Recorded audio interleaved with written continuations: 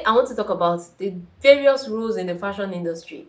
You need to know these roles so you know the space you are occupying in this fashion industry, and you know that you just have to appreciate where you are, the space or the role you are occupying. And also it will also help you to know that there are other aspects of fashion that you can consider if you are not enjoying where you are currently. So it's just to enlighten you to know that so many things are possible, like so many things are possible out there. So let's get right into the video.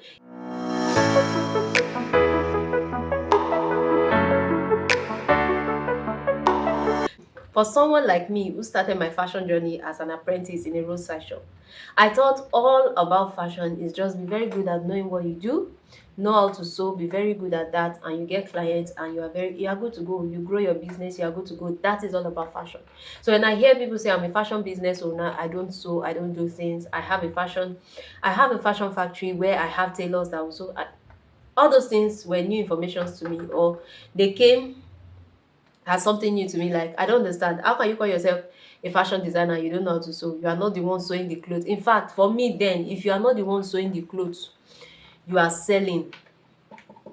Don't call yourself a fashion designer.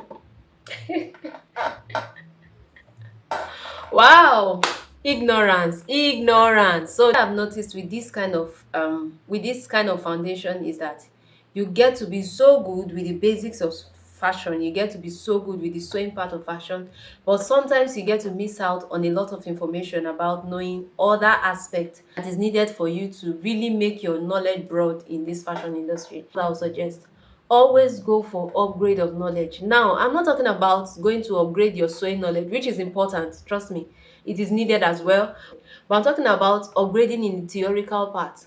You need to know you have to have certain knowledge, you need to know certain things about this industry. It helps you appreciate the industry better. It broadens your knowledge, so when you see things, you don't ignorantly talk about them like it's a taboo or it doesn't make sense. If it's not making sense to you, it's not because it does not make sense. It's actually because of your own lack of knowledge. So it's not making sense to you because you don't have the right knowledge. Not like me that was thinking I was thinking that way before. So if we want to start this whole thing from the very beginning, which are the cotton farmers, those that will need to plant the cottons, now talk about the harvesters of those cottons. We now talk about those that will spin and gin the cottons, like spin and remove the good cottons from the bad cottons.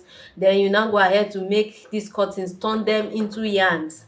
Then you now move to dyeing these cottons and creating the necessary fabrics from these cottons. So these are one phases, or this is one phase of the value chain of fashion. But now bring it down to the production stage or the garment production stage, and this is where I really want to dwell on in this video. Different roles that are in the garment production stage, or different roles that are in the garment production factory. So for the first person, or for the first, yes, let's now break this chain downward. And the first people on this chain are the fashion designers. So the fashion designers are in charge of creating a collection, designing collection and everything. So to know the difference, if you really want to know the difference or key difference between a fashion designer and a tailor, I talked about it like in details in this video. I'm going to drop the link of this video here in the description box of this particular video. So when you are done with this video, just go and watch that video. You see the difference between a tailor and a fashion designer. So on this value chain, the first people here are the fashion designers. Fashion designers create collections, like they put pieces together, put ideas, set trends, put pieces and everything together to create a collection. We now move to those that will need to go and buy everything needed for the production of that collection. And this is another role in the fashion industry: procurement officers or procurement departments, right? Fashion houses are looking for procurement officers, people that will go and get, they'll be the ones to be going to the market to source all the threads, the fabrics, the linings, the interfacings, the needles, everything needed to produce in a factory, or everything needed to produce in a fashion house. If you are good with bargaining, or you are good with market runs, you have a good bargaining skill, you have eyes for picking good fabrics, picking good stuff, you can work as a procurement officer in a fashion house, in a garment factory, and all those stuff like that. So that's a beautiful role in the fashion industry. Also, moving on, after The designer created the design, a procurement officer has gone to get the necessary things needed. The pattern drafter or the pattern maker need to start drafting the pattern for those designs. So you don't have to sew. Everybody in the fashion industry don't sit down. We don't necessarily have to sit on the sewing machine to sew. You can, if you are very good with pattern making, pattern grading, pattern making, you can work as a pattern maker in fashion industry, in garment houses or in fashion houses, right? So that's another role in the fashion industry. Also, after the garments, after the pattern maker drafted, upgraded, done the necessary things to that fashion, to that pattern, it now moves to the cutting department. So if you are good with cutting, that's another role in the fashion industry. In the garment factory, cutting department, they are looking for people that will cut. Like, just go, all you need to do is be cutting. Every pattern they give to you, you just cut. You cut and you cut. They're just cutting, like nothing else. You want to cut, okay, you want to cut hoodie, they just bring the pattern and you lay and you cut. Like, we don't cut one. You cut in thousands. We lay, you lay everything, you lay all the pieces you want to cut, and you put your pattern, you mark everything out, and you cut with your rotor or your cutting machine. So you can work, if you are very good with using rotary machines or cutting machines, you can work in the fashion industry as a cutter. We don't all have to sit down and sew like I used to think in the fashion industry. So these are roles for you that you can enjoy. After the cutting department bring out or cut out all the designs, we now move to the tailors.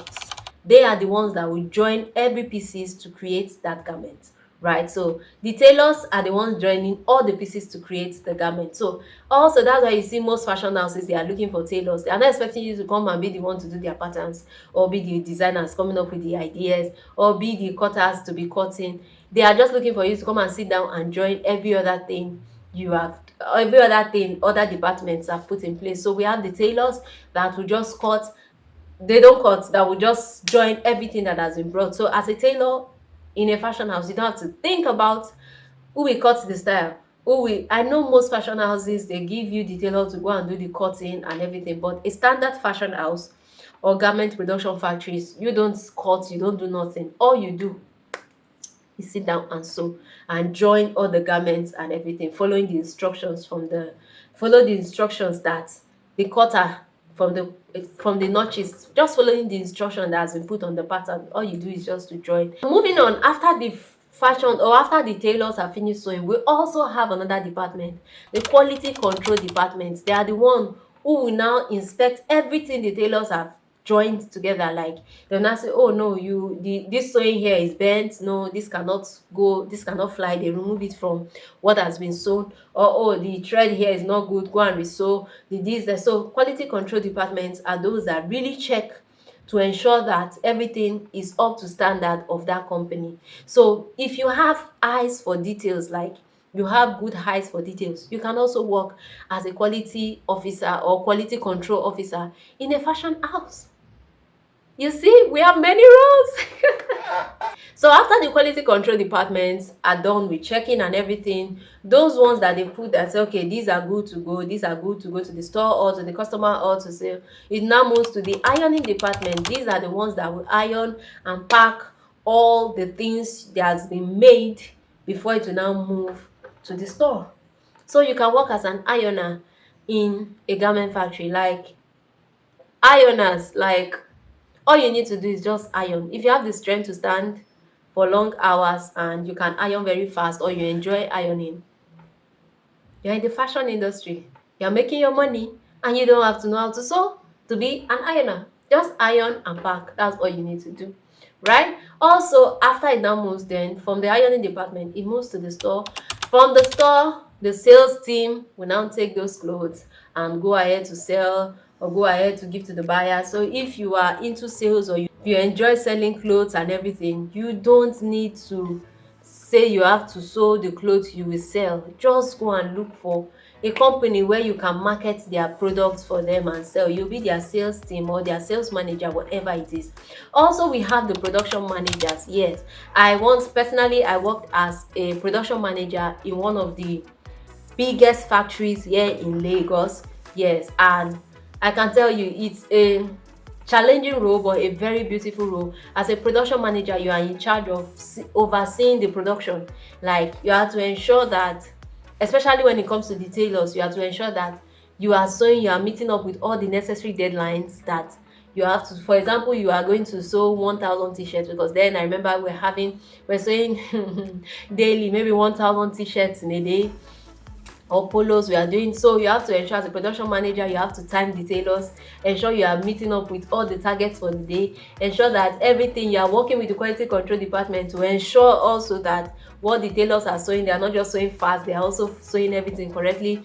You are ensuring they are sorting out what is good and what is not good. You are ensuring that production does not flop as they are sewing, they are coming out. If a machine is giving fault, you are ensuring you have the technical department to come and fix it.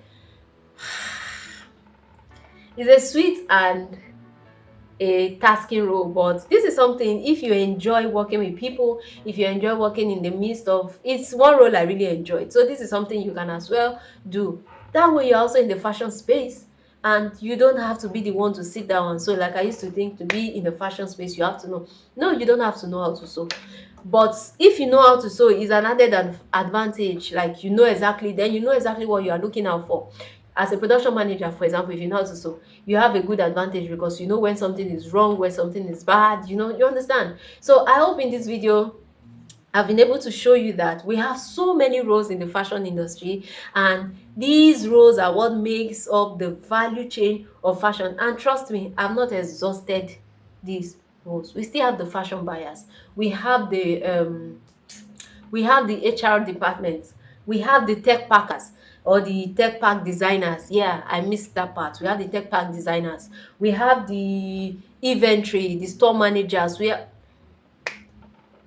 It's a long list, different roles in the fashion industry. This is something you want to look at. Just go to big fashion industries or fashion, just look at big fashion houses or garment production factories around where you are, and you never can tell, you can just be employed. Look at what is required for the job description, and if you have that experience, or if you have the skills or what it takes, just go ahead for it. Go ahead and enjoy yourself. So you don't really need to, not only those of us sitting, and from what I've said, you can see that it's only the tailors that are really sitting down to sew. So if you are not a tailor, you practically don't have anything doing with your sewing machine. So it's not everybody that needs to know how to sew to be in different spaces in this fashion industry, and people are enjoying their jobs, like enjoying their roles, making cool money, and we are all in the fashion space together. So I hope with this video you have seen that you can enjoy different roles in this fashion industry and be happy. We are all in the fashion space doing great things. So see you in my next video. Until then, bye for now.